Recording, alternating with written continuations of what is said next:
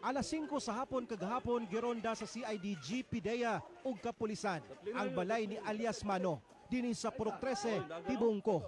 Si Mano ang gitudlong supplier og illegal nga droga sa dakong parte sa downtown area sa Dakbayan sa Davao.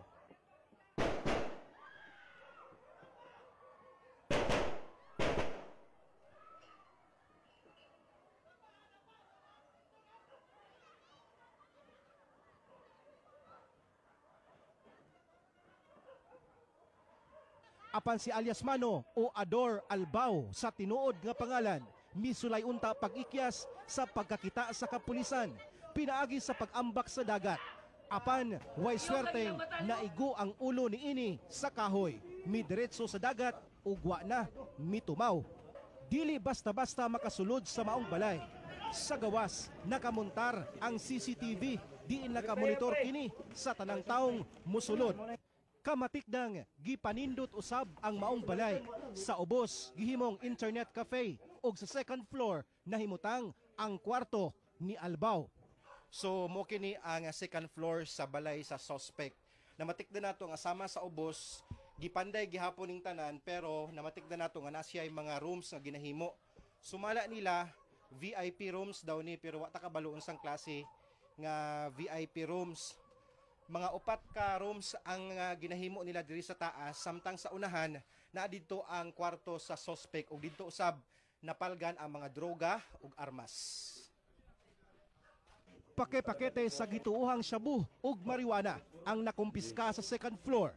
Sumala sa PIDEA, dili moubos sa 1.5 million pesos ang kantidad niini. Nakuha usab kining drug paraphernalia ug nagkadaiyang kalibre sa pusil sama sa 9mm long magazine ug .45 nga pistola, ingon man mga bala. LJ Lindaan, una sa balita.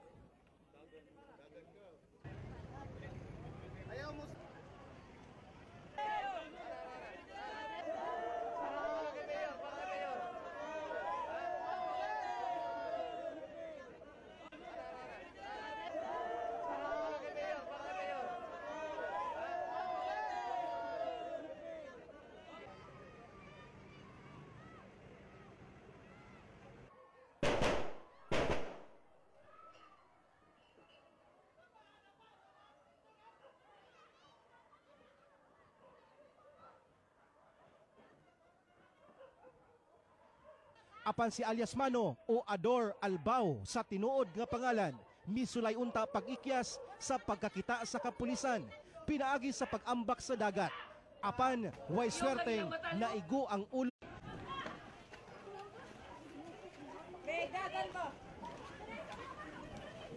Alas 5 sa hapon kagahapon gironda sa CIDG PIDEA ug kapulisan ang balay ni alias Mano dinhi sa Purok 13, Tibungko. Si Mano ang gitudlong supplier og illegal nga droga sa dakong parte sa downtown area sa Dakbayan sa Davao. Niini sa kahoy, midiretso sa dagat ug wa na mitumaw. Dili basta-basta makasulod sa maong balay. Sa gawas, nakamontar ang CCTV, diin nakamonitor kini sa tanang taong musulod. Kamatikdang gipanindot usab ang maong balay. Sa ubos gihimong internet cafe ug sa second floor nahimutang ang kwarto ni Albao. So mo kini ang second floor.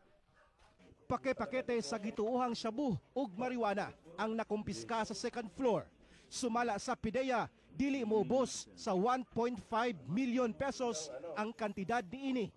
Nakuha usab kining drug paraphernalia ug nagkadaiyang kalibre sa pusil sama sa 9mm long magazine ug .45 nga pistola, ingon man mga bala.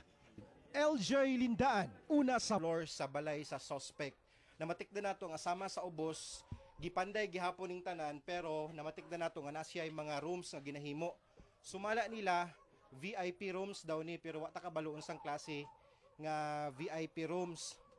Mga 4 ka rooms ang ginahimo nila diri sa taas, samtang sa unahan na dito ang kwarto sa suspect ug dito usab napalgan ang mga droga ug armas.